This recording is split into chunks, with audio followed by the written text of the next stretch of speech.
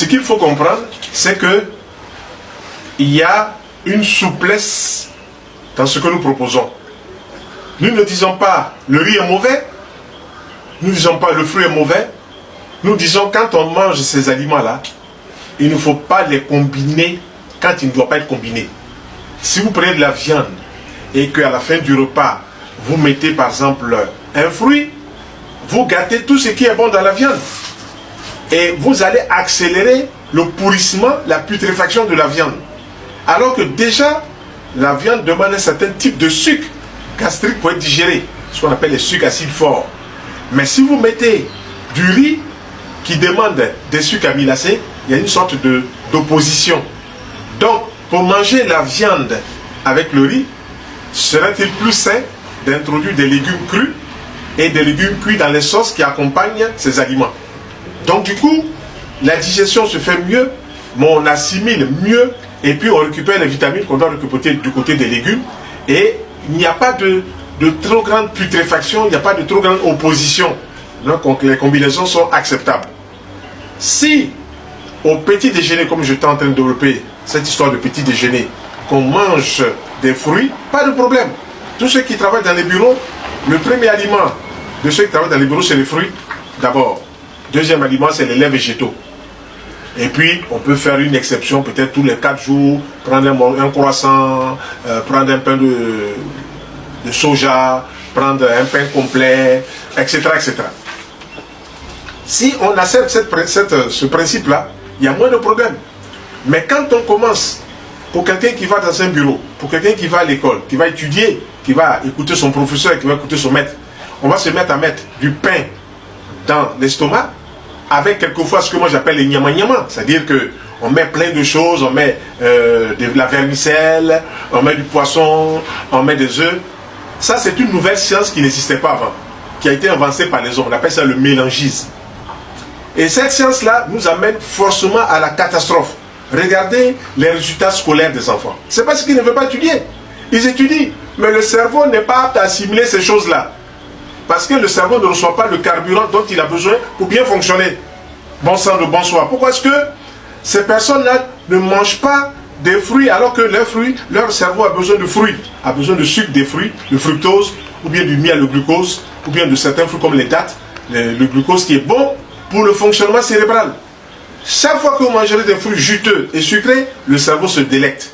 Chaque fois que vous mangerez des fruits qui sont assez concentrés, comme la date, comme le raisin sec, comme les figues, le cerveau se délecte.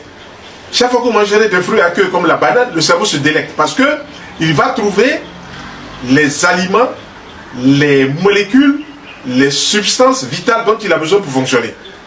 Mais si vous restez dans une démarche alimentaire, moi j'appelle ça une démarche abracadabrante, ça dit, et on ne sait pas, on mange tout ce qu'on trouve, on ramasse et tout ça. Ça c'est dangereux.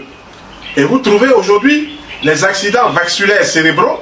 Il y a eu des professionnels de la santé, des médecins qui ont fait un symposium dessus, c'est bien, mais il faut dire aux populations qu'il ne faut plus manger la friture tous les jours. Il faut dire aux populations qu'il ne faut plus manger poisson et viande tous les jours. On choisit ou le poisson ou la viande, mais on accompagne ça toujours avec des légumes. Sinon, ici on fait un AVC, vous voyez des gens de 40 ans qui font un AVC de 40 ans, ce n'est pas normal. C'est pas normal. Si on veut vraiment rendre service aux populations, on veut rendre service aux gens qui veulent rester en bonne santé, il y a des choses qu'on ne mélange pas. Donc je reviens encore à mon petit déjeuner. On va arriver sur le repas du midi. Je reviens à mon petit déjeuner. Si on a fait comme ça, qu'on a pris du pain complet, on met des légumes avec des œufs, ça passe très bien. Si on a pris du pain de soja, ou du pain de seigle, ou du pain complet, on a mis des légumes, on met du poisson, très bien.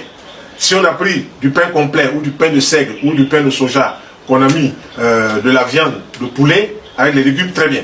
Mais attention, quand on met la viande, on ne met pas le poisson.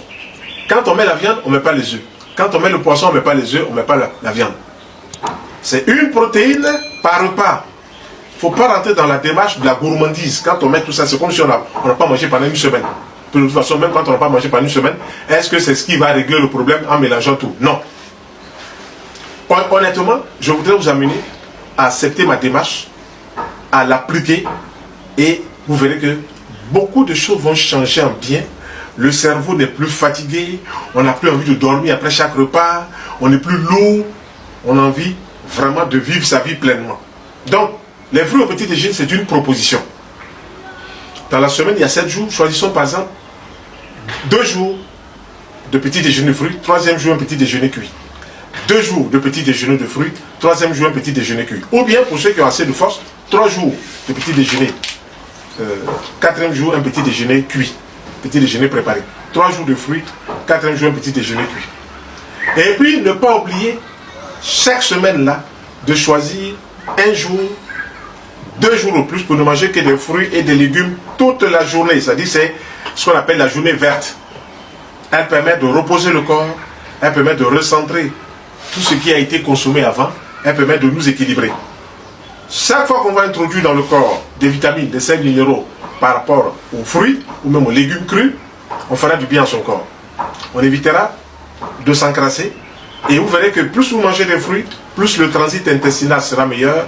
On ne va pas constiper. Si on constipe, c'est que les aliments qu'on a mélangés ne sont pas bons. Dans leur combinaison, du moins. Donc, il faut rester dans cette démarche-là pour éviter de piétiner. Parce que tout le monde parle de santé, mais tout le monde ne dit pas comment il faut faire pour être en bonne santé. Je suis une des personnes qui vous montre du doigt ce qu'il ne faut plus faire pour être en bonne santé.